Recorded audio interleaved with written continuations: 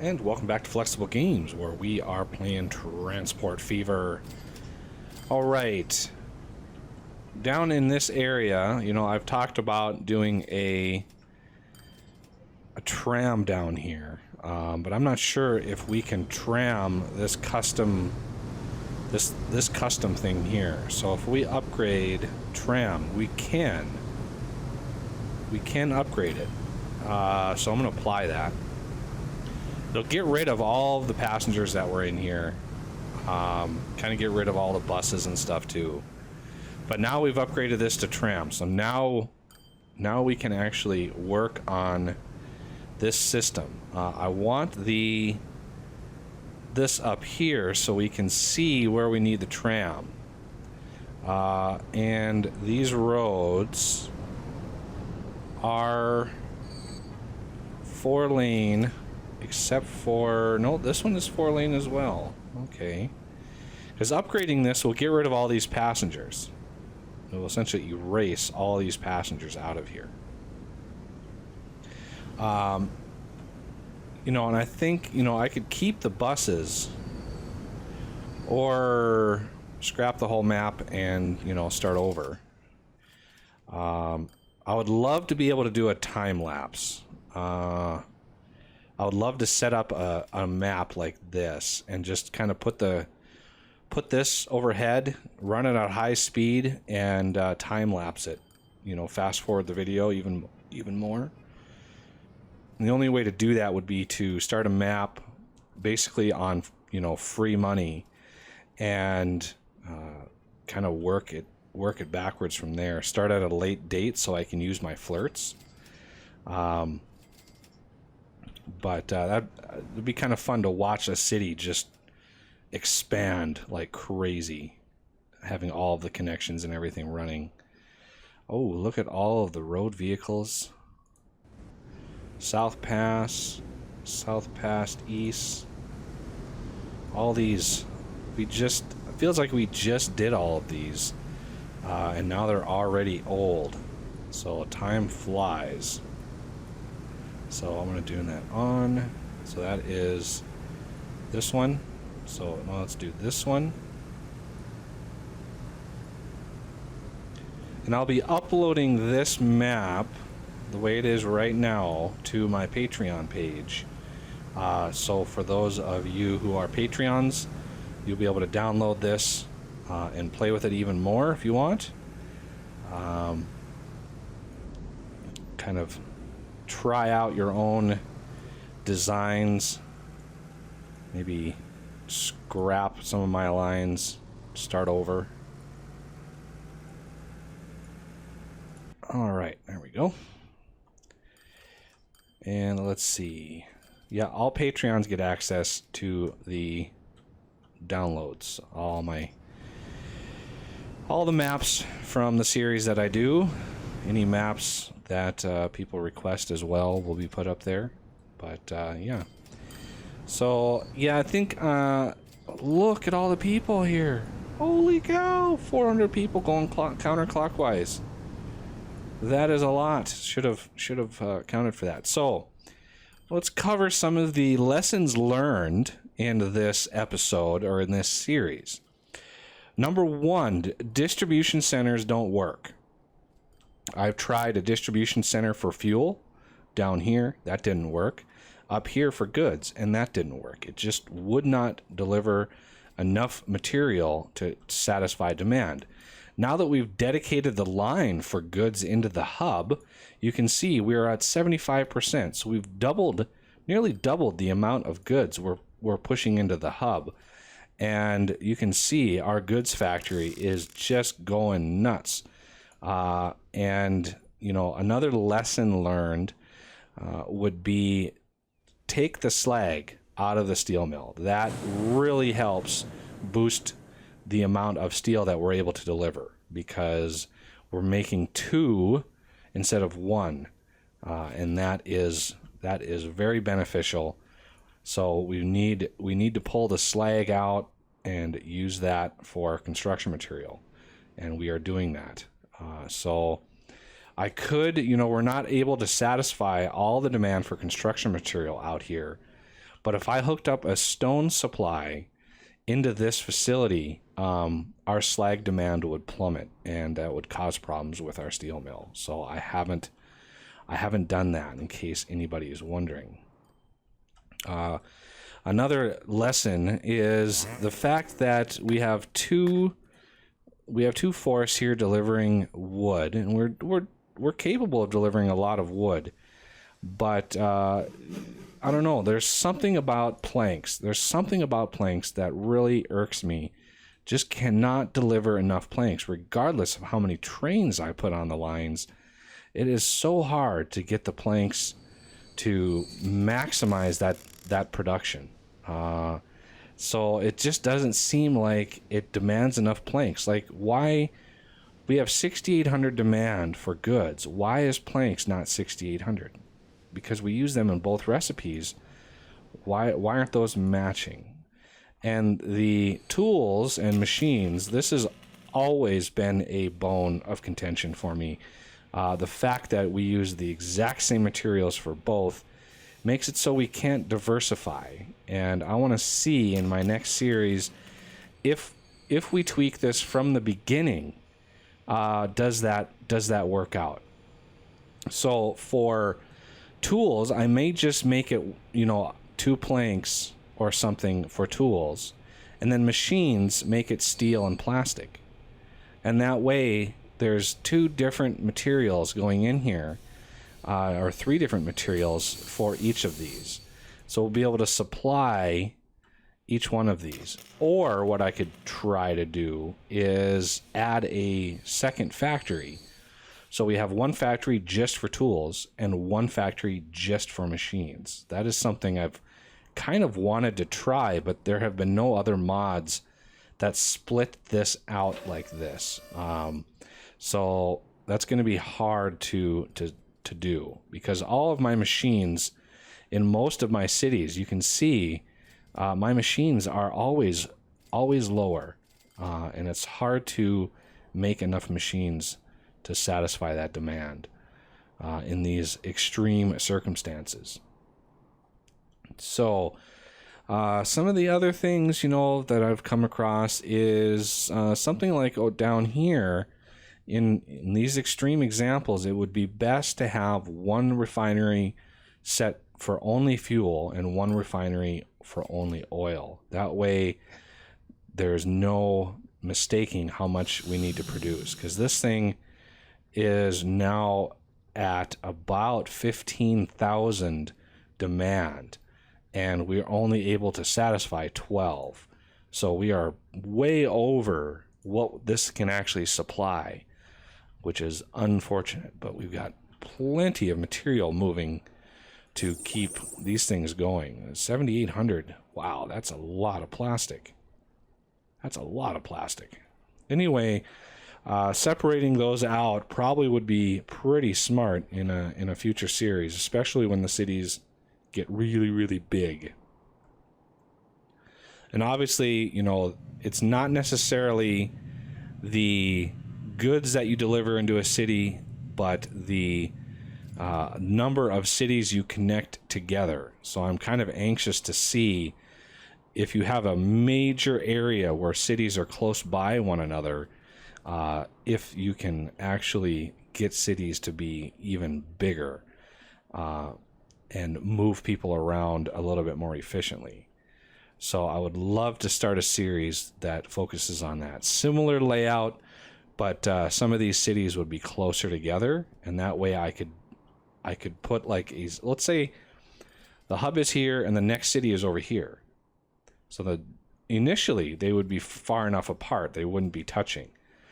But, as they grow, they would start growing together. Well, then I could put stations in between here, or maybe one station to cover the north-south and one station covering the east-west. We got to play with that.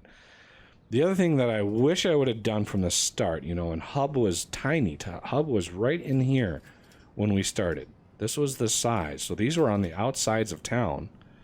One thing I would do is I would actually make these a little bit further apart, because they have a massive amount of overlap. in downtown here, which is good for the downtown, but it also doesn't leave a whole lot of room to get these big buildings. And this is what you really want. I mean, this huge building here is giving me tons and tons of shopping facilities versus something like this. So you want as many of these big buildings as possible. And some of these cities are very successful with just minimal amount. I mean, look at these. I mean, why is this so successful? Well, we've got this one covering up here, and we've got this one down here covering all of them too. So it looks like having multiple stations covering and overlapping really is beneficial. And let's see, another lesson is, for some reason, I was not able to deliver construction materials down to Gastonard, even though obviously we see the demand down here. But I think that distance was just too far to be successful. For some reason, it did not like taking construction material from way over there and delivering it over here. So that is another sort of lesson, is don't go too far with your deliveries. Try to be more central. All right. So let's take this off and sort of experience the city here in this finale of this series. You know, I'll take a look at the mods. People have suggested mods in the comments. I'll take a look at them, see, kind of review them, see how, you know, if they're bug ridden, if they're going to be viable. You know, some mods are sort of put together with not very much testing, but I want to see, you know, just how well we can integrate some other mods. You know, somebody suggested there's an industry mod, but it doesn't work with this mod here, added industry. So that would be hard to manage, because we would have to do random industries, and that I'm not sure about that. If we want to do a more controlled setting like this, because I'd love to grow a city. I'd love to grow this huge area right here, just to be one giant city. Granted, that'd probably kill performance. But look at all the people. Southeast commuter. That was Southwest that just left. Wow, that's massive. There's Southeast. No, that's Southwest. Where's my Southeast commuters? There's one. Is the other one? The other one's just pulling into town. Okay. So Bituminous Bear really did well for himself. And let's see, over here, lots and lots of wood, lots of planks. Look at that. These are still not able to be fully satisfied with their demand. So not even having 2 forests will satisfy the demand of 2 steel or sawmills. So another thing I want to try is to have logs turn into multiple planks. And maybe that will help in not only goods, but also tools. Because I'm going to eliminate steel out of this, then it's just 2 planks. So I want to make sure that we are delivering enough. And this whole 1-to-1 ratio is a little difficult to manage. So I would love to bring this up a little bit. 1 log equals 2 planks. That would really go a long ways to be able to satisfy the demand around. Obviously, we're able to make enough iron and coal. Our production is not maxed right now, but we have seen this completely maxed. And part of the reason why it's not maxed is we doubled the efficiency of our steel mill by using our slag. So we don't need to push as hard. Because you can see 14,000 steel, well, that's way over what we can actually produce here. So yeah, I'm not sure, you know, the steel lines do really well for themselves, but they're not able to keep this going. Look at that, plastic is even completely gone. This really ebbs and flows a lot. Quite a lot. I definitely want to play with the production of the tools and machines to see if we can't get these a little bit more even by using different materials. And how are we doing in here? We got lots of goods going to east.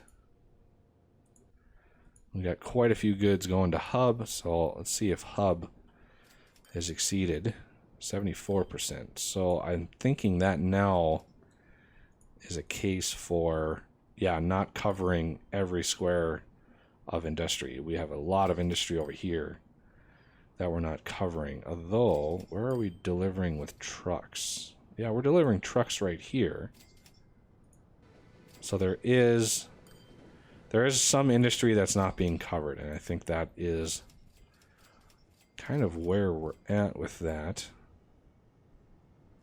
Of course, these are goods. So we are delivering up here.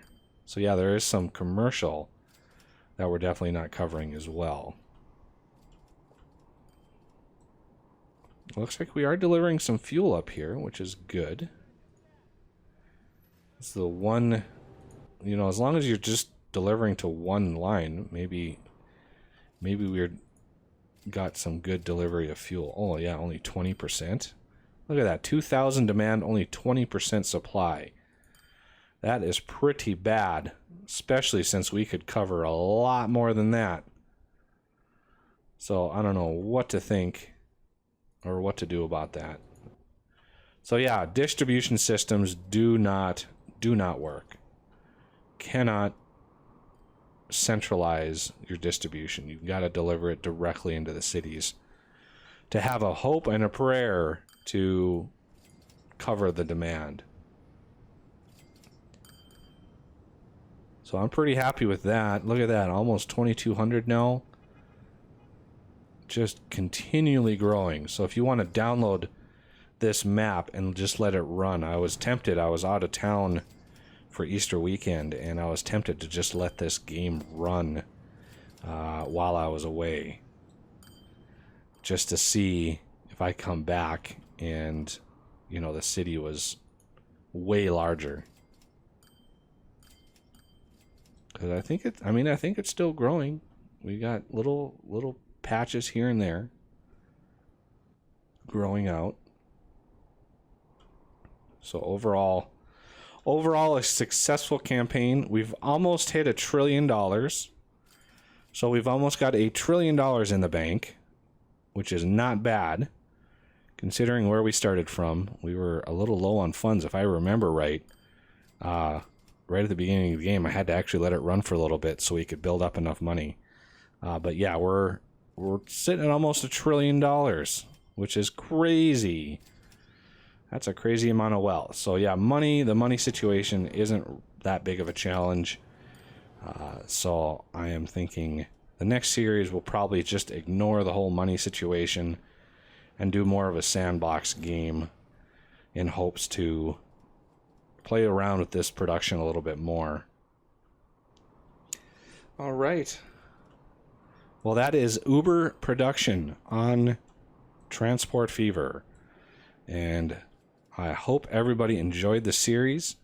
I took all of your comments to heart, and we'll try to do another series, maybe a short-lived series, depending on how long it takes Factorio to be released. I think they're testing right now the Alpha 15 of Factorio, and so once that goes into a more stable form and released to the public, I will jump on that to cover a little bit of more Factorio. I haven't played it in a while, and I'd love to kind of get into more of a vanilla game before I even try any of the new mods that are out for it. It's been so long since I've played.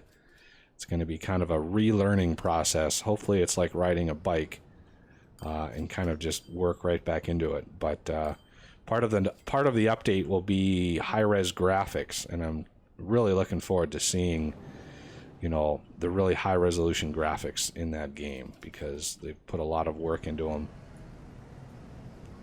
Look at that. Lots and lots of people waiting. Oh, there's our first First guy coming in, he's still not full.